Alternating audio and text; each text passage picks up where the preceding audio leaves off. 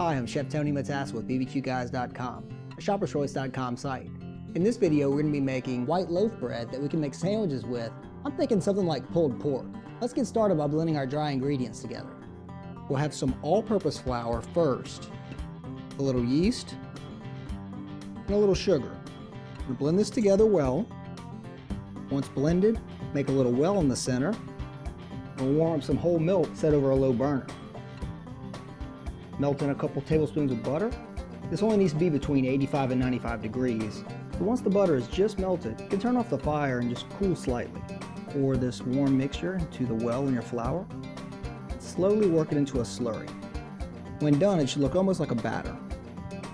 Now we'll begin to incorporate 5 to 6 cups of bread flour, about a cup at a time. I've reserved 1 cup of my measured flour so I can blend some salt into it for the next phase of the recipe. When you've blended in about 4 cups of bread flour, the dough should look pretty moist and shaggy, about like this. It's time for the first rise. Just loosely cover the bowl with a damp tea towel or flour sack towel and let it rest for 25 to 30 minutes. After the first rise, your dough should have risen a little. This is when we'll add in our reserved cup of bread flour that we've pre-blended with 1.5 tablespoons of salt.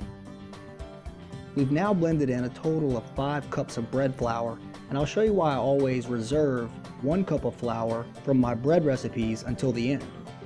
This dough is ready to be kneaded, and this is the rest of the original measured 6 cups of bread flour. That's why it's good to know what your dough should look like through the various stages. Flour your work surface and turn the dough ball out. Begin kneading and knead just until you have a supple and just barely not sticky dough. This should take around 8 to 10 minutes. When it's soft and not sticky, flour the inside of your dough mixing bowl or a straight-sided plastic container and place the dough inside. If you use a straight-sided container, you can easily mark the level where the dough should be once it's doubled in size. If using your mixing bowl, cover with a damp towel. If using your plastic container, just put the top on it and allow it to rest until it is doubled in size. It looks like it's doubled, but if you'd like to double check, you can poke the dough in with a floured finger, and if your dough is ready, the hole shouldn't spring back. Turn it back out and press it out, removing any large air bubbles. Divide it into 3 equal portions, or at least as close as you can come to 3 equal portions. Once you have your dough cut, you have a few different options. You can form each loaf to be baked in greased loaf pans or Pullman loaf pans, or you can make rustic loaves without a pan, like I'll be doing today, that can be baked on a baking stone in your oven or on a Kamado grill. Form your loaves as thick or as long as you'd like. Then turn them over and make a seam along the bottom by pulling the sides in and pinching them together with your fingers, tucking it into itself. When you're finished, place in loaf pans or on the back of an upside down sheet pan with the seam side down. Dust with a little flour, cover with a damp towel, and let them rest for about 45 minutes. To double check your dough after resting, you can give it a little poke again, and it should spring back about halfway. This one is ready for the Kamado.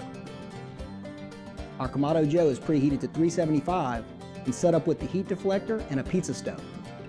Just place it straight on the stone. Close the lid, and we'll come back and check on it in about 20 minutes. So far, it looks great. It's baking perfectly even, but I'll turn it around just so you can see the other side. Nice. Should be ready in another 10 to 15 minutes.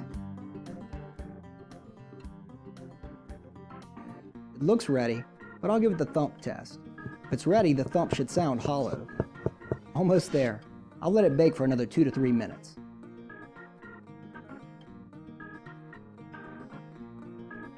This loaf took right at 35 minutes, but depending on your setup, it could take 40 to 45 minutes to bake. Once you pull the bread from the Kamado, I know if you haven't done bread before, you'll want to dive right in.